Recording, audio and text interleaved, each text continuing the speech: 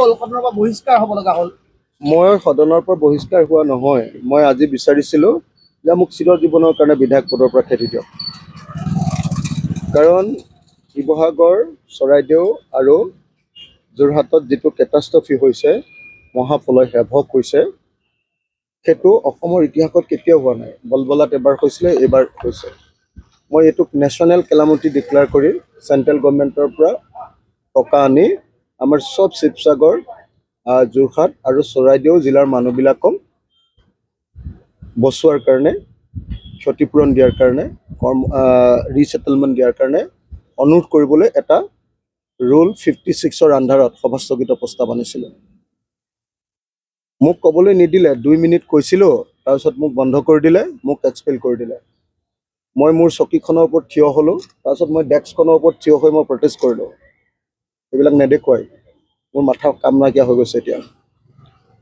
না এক টোপাল পানী আছে তাত, না এক টোপাল ৰেচন দিব পাৰিছে 1 কেজি, না ব্ৰেড দিব পাৰিছে, না বিস্কুট দিব পাৰিছে। এইমাত্ৰ নাজিৰাৰ MLA জনাইছে যে 10টা ডেড বডি ওলাইছে। কালি 18টা ওলাইছিলে নাজিৰাত, আজি 10টা ওলাইছে আকৌ, 28টা অকল নাজিৰাতে।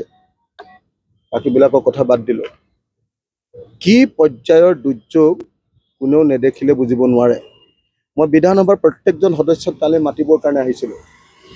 মই অসমৰ মুখ্যমন্ত্ৰী আৰু অসম বিধানসভাৰ জৰিয়তে এইটোক ৰাষ্ট্ৰীয় দুৰ্যোগ ঘোষণা কৰাবৰ কাৰণে ক'বলৈ আহিছিলোঁ।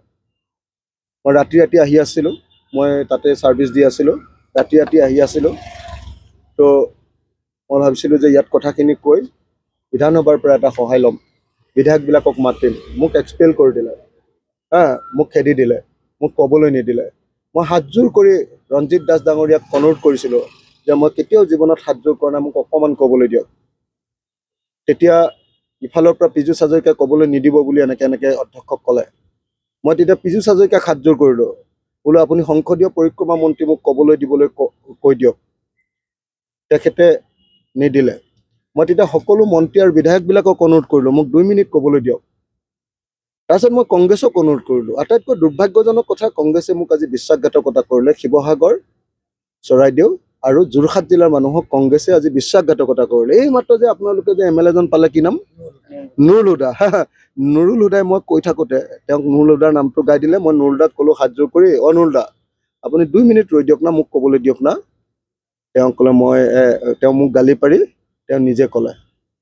এয়া হ'ল কংগ্ৰেছৰ চেঞ্চিটিভিটি। কংগ্ৰেছৰ লিডাৰ অফ দ্য অপজিশ্যনক মই হাতযোৰ কৰি কৈছিলোঁ যে মই কওঁতে আপোনালোকে মোক ছাপোৰ্ট দিব। একজন মানুহ থিয় নহ'ল। মই অনুৰোধ কৰিছিলোঁ চেঙাৰ বিধায়ক, কি নাম? আব্দুল ৰহিম। তাৰপিছত আৰু মই পকা বেতবাৰীৰ বিধায়ক, কি নাম আমাৰ? জাকিৰ হুছেইন। তেওঁলোকক হাতযোৰ কৰি এনেকৈ ৰিকুৱেষ্ট কৰি আহিছিলোঁ যে আপোনালোক আগফালৰ বেঞ্চত বহিছে, প্লিজ গোটেইকেইজন বিধায়কক মই কথা কওঁতে সহায় কৰিবলৈ ক'ব। তেওঁলোকেতো নকৰিলে, উল্টাই তেওঁলোকৰ এজন বিধায়ক, কি নাম এজন? নুৰুল হুদাই মানে মোক কথা কোৱাত বাধা দিলে।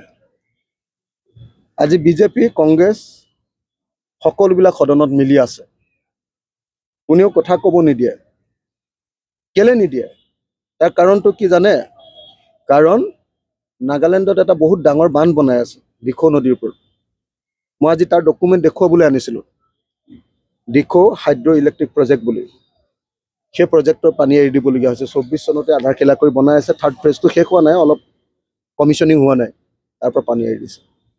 পীযুষ হাজৰিকা, জয়ন্ত মল্লবৰুৱা আৰু হিমন্ত বিশ্ব শৰ্মাই এই যে নাগালেণ্ডৰ পৰা কয়লা খানি আমাৰ নাগিনী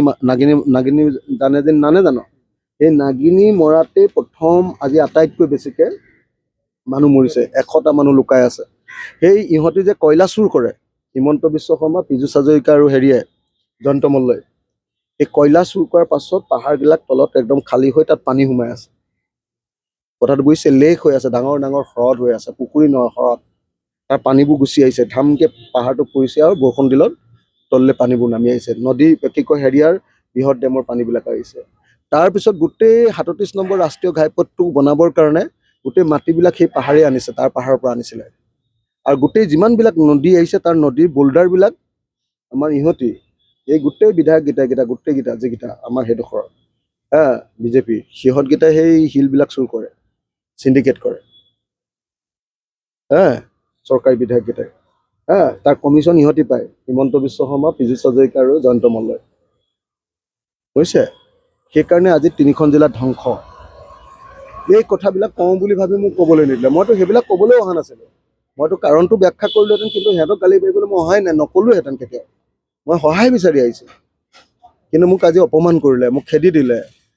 শিৱসাগৰৰ কথা কোৱাৰ কাৰণে, যোৰহাট জিলাৰ কথা কোৱাৰ কাৰণে, চৰাইদেউ জিলাৰ কথা কোৱাৰ কাৰণে অধ্যক্ষ ৰঞ্জিত দাস ডাঙৰীয়াই মোক কুকুৰৰ নিচিনাকৈ খেদি দিলে আজি। ধিক্কাৰ, ধিক্কাৰ দিছোঁ মই, ধিক্কাৰ। চৰকাৰক ধিক্কাৰ, অধ্যক্ষক ধিক্কাৰ, কংগ্ৰেছক ধিক্কাৰ দিছোঁ। আজি